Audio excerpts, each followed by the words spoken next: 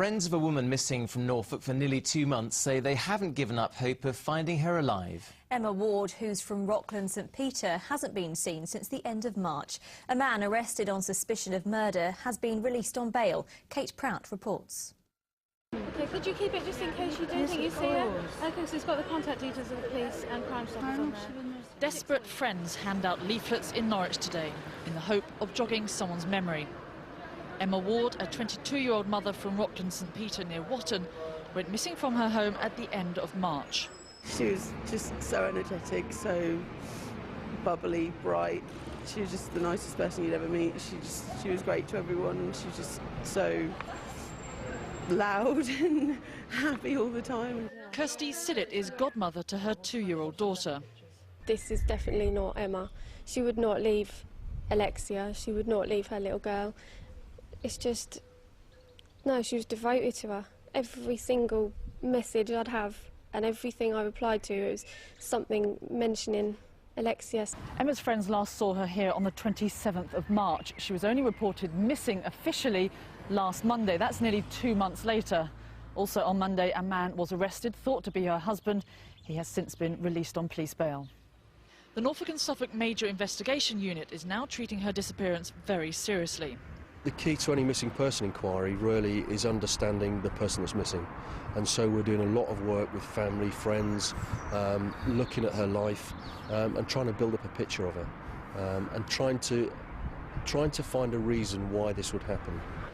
Anyone with information about Emma Ward's disappearance should call Norfolk Police. Her friends, meanwhile, say they will continue their campaign until they get answers. Kate Prout, Anglia News Norfolk. A coroner has said it wasn't possible to discover exactly what happened to a teenager whose body was found on marshland near Southwold in Suffolk after a night out in February. 19-year-old Daniel Hannant had been drinking with friends at the Royal British Legion Club in Southwold. The level of alcohol in his blood was more than 3 times the legal driving limit. 11 Essex beach huts damaged by fire will cost thousands of pounds to repair.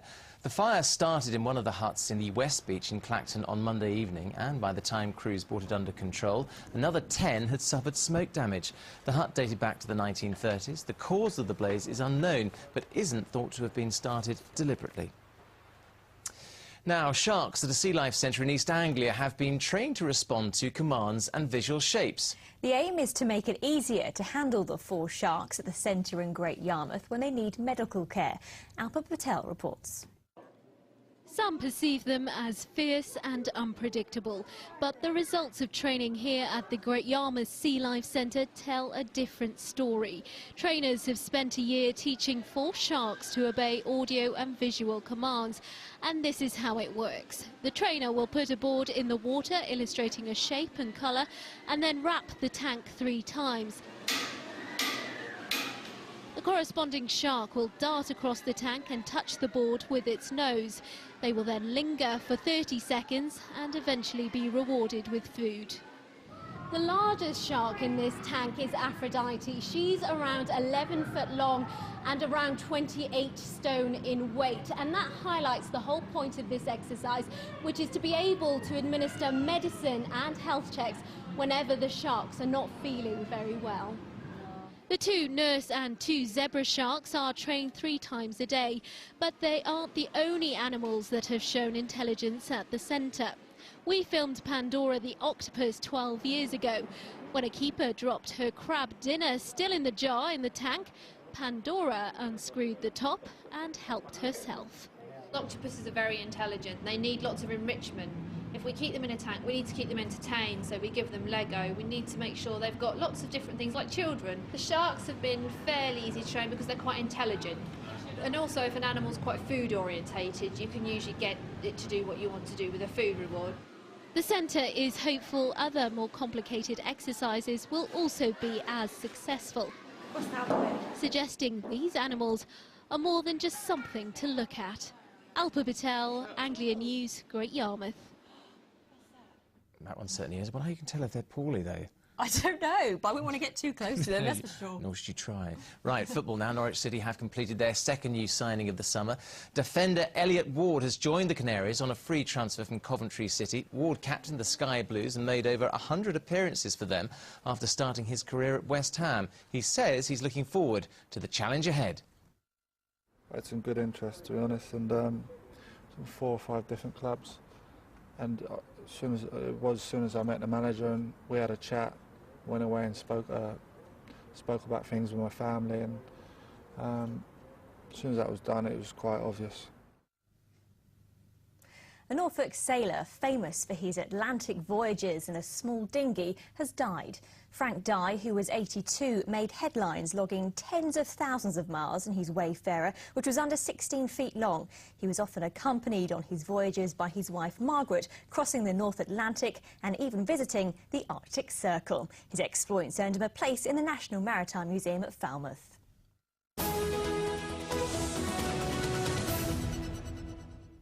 Now, when you're looking through old photo albums and find pictures taken many years ago, do you ever wonder what it would be like to get the same people together again in the same location? Well, that's what a photographer from Peterborough has done with some pictures he took 30 years ago. And our reporter Stuart Leiths has been to meet a few of the people in them.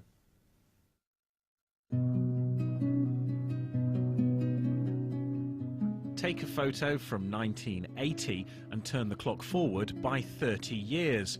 That's exactly what Peterborough photographer Chris Porsz has done by tracing some people featured in some shots he took in the city 3 decades ago. Like this snap of policeman David Harvey having a word with a young lad in Bridge Street.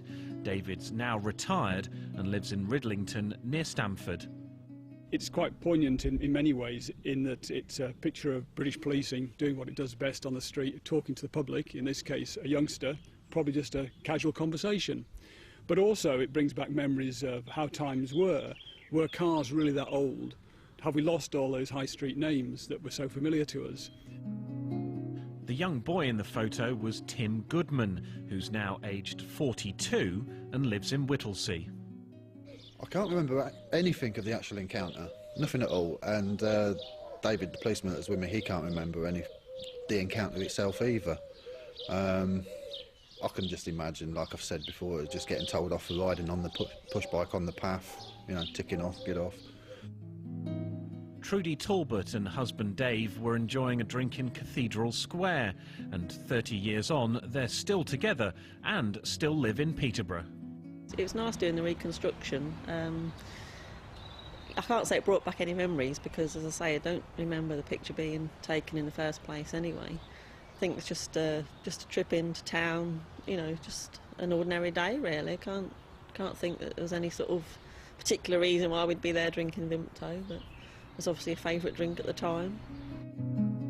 Tony Wilmot was saying goodbye to his girlfriend Sally at Peterborough Station. They're now married and live in Lichfield in Staffordshire, but recently returned to pose again. We'd met up in Peterborough for a weekend. I was working in Essex as a teacher, and Sally was working in Stafford, and we'd met up for the weekend, and I think we were just going our separate ways. Chris has a number of other snaps he'd like to take again 30 years on, so perhaps more people will come forward to recreate these moments in time. Stuart Leiths, Anglia News. What a wonderful idea. Brilliant project, isn't it? Really, really interesting. Now, plenty more coming up and the rest of the news hour in a couple of minutes. But before that, let's catch up with our own weather now. Here's Amanda. Hello and a very good evening to you. So before we begin, I'd just like to show you this picture of a damsel enjoying the blossom at Thurston in Suffolk. So thanks to Trevor for sending that in to us. Now, a quick look ahead to tomorrow. Now, we are expecting some rain to move across us tonight.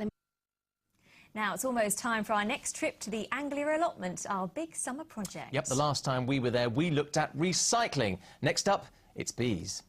Digging around. Bees, I hear you say. What have they got to do with the Anglia allotment? Well, loads, actually. They've just arrived, and we'll be telling you what they make, just how important they are, and also why they're under threat.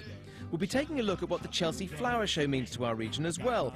We'll have our Titchmarsh tip, and we want to hear more of your growing stories. So, put down your trowel for a minute and send them in. The Anglia allotment, it's buzzing with life. Yep, so there it is. Any stories you've got on a